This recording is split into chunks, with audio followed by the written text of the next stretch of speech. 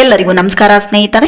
Just for life ಚಾನಲ್ಗೆ ನಿಮ್ಮೆಲ್ಲರಿಗೂ ಸ್ವಾಗತ. ಸ್ನೇಹಿತರೆ, ನಾವು ಎಲ್ಲರ ಜೀವನದಲ್ಲಿ ಒಮ್ಮೆಯಾದರೂ ಇಂತಹ ಸಂದರ್ಭವನ್ನು ನೋಡಿರುತ್ತೇವೆ. ರಸ್ತೆ ಮಧ್ಯದಲ್ಲಿ ಹೋಗುತ್ತಿರುವಾಗ ಶವಯಾತ್ರೆ ಎದುರಾದರೆ ಮನಸ್ಸಿನಲ್ಲಿ ಒಂದು ಪ್ರಶ್ನೆ ಬರುತ್ತದೆ. ಇದು ಒಳ್ಳೆಯ ಸೂಚನೆನಾ ಅಥವಾ ಕೆಟ್ಟ ಸೂಚನೆನಾ? ಇದಕ್ಕೆ ಸಂಬಂಧಿಸಿದಂತೆ ನಮ್ಮ ಹಿರಿಯರು, ಪುರಾಣಗಳು ಮತ್ತು ಜನಪದ ನಂಬಿಕೆಗಳು ಏನು ಹೇಳುತ್ತವೆ ಎಂಬುದನ್ನು ಈ ವಿಡಿಯೋದಲ್ಲಿ ಸಂಪೂರ್ಣವಾಗಿ ತಿಳಿಯೋಣ. ಯಾರು ಸ್ಕಿಪ್ ಮಾಡದೆ ಕೊನೆವರೆಗೂ ನೋಡಿ, ಕೊನೆಯಲ್ಲಿ ಒಂದೇ ಒಂದು ಲೈಕ್ ಮಾಡಿ, ಹಾಗೆ ಸಬ್ಸ್ಕ್ರೈಬ್ ಮಾಡ್ಕೊಳ್ಳೋದನ್ನ ದಯವಿಟ್ಟು ಮರಿಬೇಡಿ. ಶವಯಾತ್ರೆ ಎಂದರೆ ಒಂದು ದೇಹದ ಅಂತ್ಯವಲ್ಲ, ಅದು ಒಂದು ಜನ್ಮದ ಪುಣ್ಯತೆ ಎಂದು ನಮ್ಮ ಸಂಸ್ಕೃತಿ ಹೇಳುತ್ತದೆ. ಹಿಂದೂ ಧರ್ಮದಲ್ಲಿ ಮರಣವನ್ನು ಭಯಾನಕ ಘಟನೆ ಎಂದು ಅಲ್ಲ, ಮೋಕ್ಷದ ದಾರಿಯ ಒಂದು ಹಂತ ಎಂದು ನೋಡಲಾಗುತ್ತದೆ. ಅದರಲ್ಲಿ ಶವಯಾತ್ರೆಯನ್ನು ಪವಿತ್ರ ಎಂದು ಭಾವಿಸಲಾಗುತ್ತದೆ. ಒಳ್ಳೆಯ ಸೂಚನೆ ಎಂಬ ನಂಬಿಕೆ ಹಿರಿಯರು ಹೇಳುತ್ತಾರೆ.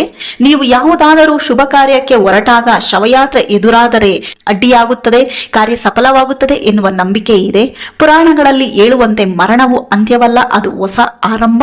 ಶಾಸ್ತ್ರದಲ್ಲಿ ನಾವು ನೋಡುವ ಪ್ರತಿಯೊಂದು ಕೆಲಸಗಳಿಗೂ ಅದರದೇ ಆದ ಅರ್ಥವನ್ನು, ನಿಯಮವನ್ನು ನೀಡಲಾಗಿದೆ. ಕೆಲವೊಂದು ಶುಭ ಹಾಗೂ ಅಶುಭ ಸೂಚನೆಯ ಬಗ್ಗೆಯೂ ನಮ್ಮ ಶಾಸ್ತ್ರದಲ್ಲಿ ಉಲ್ಲೇಖಿಸಲಾಗಿದೆ. ನಾವು ಮನೆಯಿಂದ ಹೊರಗಡೆ ಹೋಗುವಾಗ ಆಗಿರಬಹುದಾದ ಅಥವಾ ಇನ್ಯಾವುದೋ ಪ್ರಮುಖ ಕೆಲಸಗಳ ನಿಮಿತ್ತ ಮನೆಯಿಂದ ಹೊರಗಡೆ ಹೋಗುವಾಗ ಕೆಲವೊಂದು ಘಟನೆಗಳು ಸಂಭವಿಸಬಹುದು. ಇಂತಹ ಘಟನೆಗಳಲ್ಲಿ ಕೆಲವೊಂದು ಶುಭ ಸೂಚನೆಗಳನ್ನು ನೀಡಿದರೆ ಇನ್ನೂ ಕೆಲವೊಂದು ಅಶುಭ ಸೂಚನೆಗಳನ್ನು ನೀಡುತ್ತದೆ. ನಾವು ಮನೆಯಿಂದ ಹೊರಟಾಗ ಎಲ್ಲೋ ಹೋಗುವಾಗ ಅದೆಷ್ಟೋ ಘಟನೆಗಳು ಸಂಭವಿಸುತ್ತದೆ. ಅಂತಹ ಘಟನೆಗಳಲ್ಲಿ ಕೆಲವೊಂದು ಶುಭವೆಂದು ಪರಿಗಣಿಸಲಾದರೆ ಇನ್ನೂ ಕೆಲವೊಂದು ಅಶುಭ ಎಂದು ಪರಿಗಣಿಸಲಾಗುತ್ತದೆ. ಅಂತಹ ಘಟನೆಗಳು ನಾವು ಮನೆಯಿಂದ ಹೊರಗಡೆ ಹೋಗುವಾಗ ಶವಯಾತ್ರೆ ಎದುರಾಗುವುದು ಒಂದಾಗಿದೆ.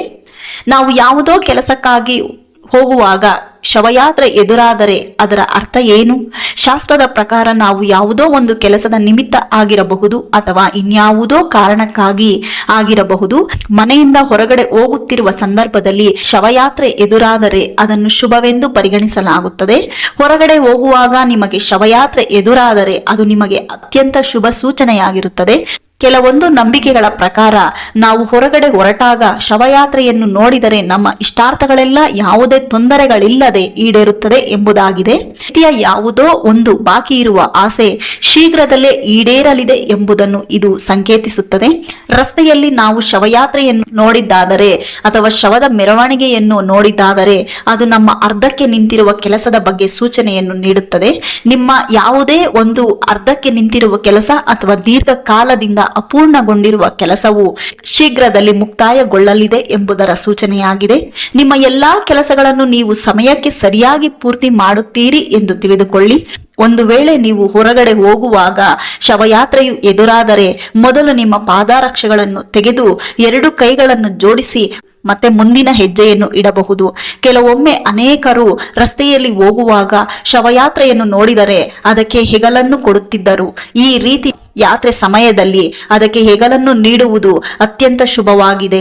ಇದರರ್ಥ ನಿಮ್ಮ ಪಾಪ ಕರ್ಮಗಳು ಕಳೆಯುವುದು ಎನ್ನುವ ಅರ್ಥವನ್ನು ನೀಡುತ್ತದೆ.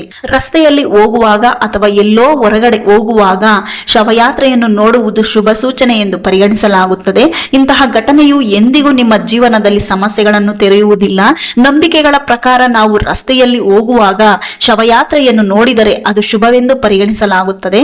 ಹಲವೆಡೆ ಇದನ್ನು ಅಶುಭವೆಂದು ಹೇಳುತ್ತಾರೆ. ಏನೇ ಇದ್ದರೂ ಅದು ಅವರವರ ನಂಬಿಕೆಗಳಿಗೆ ಸೀಮಿತವಾಗಿರಬಹುದು.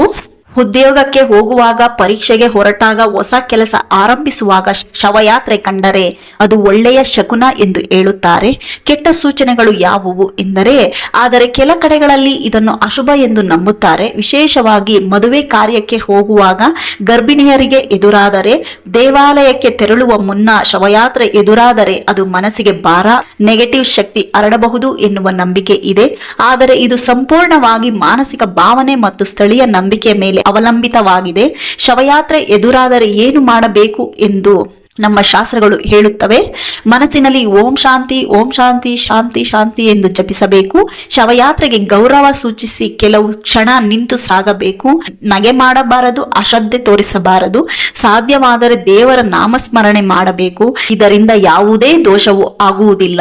ಶವಯಾತ್ರೆ ಎದುರಾದರೆ ಅದು ಸಂಪೂರ್ಣವಾಗಿ ಒಳ್ಳೆಯದು ಅಥವಾ ಕೆಟ್ಟದ್ದು ಅಲ್ಲ. ನಮ್ಮ ಭಾವನೆ, ನಂಬಿಕೆ ಮತ್ತು ನಮ್ಮ ನಡವಳಿಕೆಯ ಮೇಲೆ ಅವಲಂಬಿತವಾಗಿದೆ. ಗೌರವ, ಶಾಂತಿ ಮತ್ತು ಧರ್ಮ ಬುದ್ಧಿ ಬುದ್ಧಿಯಿಂದ ನೋಡಿದಾದರೆ ಶವಯಾತ್ರೆ ಕೂಡ ಒಂದು ಜೀವನದ ಪಾಠವೇ ಆಗುತ್ತದೆ. ಸ್ನೇಹಿತರೆ, ಈ ವಿಡಿಯೋ ನಿಮಗೆ ಇಷ್ಟವಾದರೆ ಲೈಕ್ ಮಾಡಿ, ಶೇರ್ ಮಾಡಿ, ನಮ್ಮ ಚಾನಲ್ ಸಬ್ಸ್ಕ್ರೈಬ್ ಮಾಡ್ಕೊಳ್ಳೋದನ್ನ ದಯವಿಟ್ಟು ಮರಿಬೇಡಿ. ನಿಮ್ಮ ಅಭಿಪ್ರಾಯವನ್ನು ಕಮೆಂಟ್ ಮೂಲಕ ಬರೆಯಿರಿ. ಇಲ್ಲಿವರೆಗೂ ವಿಡಿಯೋ ಕೇಳಿದಕ್ಕೆ ನೋಡಿದಕ್ಕೆ ಧನ್ಯವಾದಗಳು ಸ್ನೇಹಿತರೆ. Thank you so much.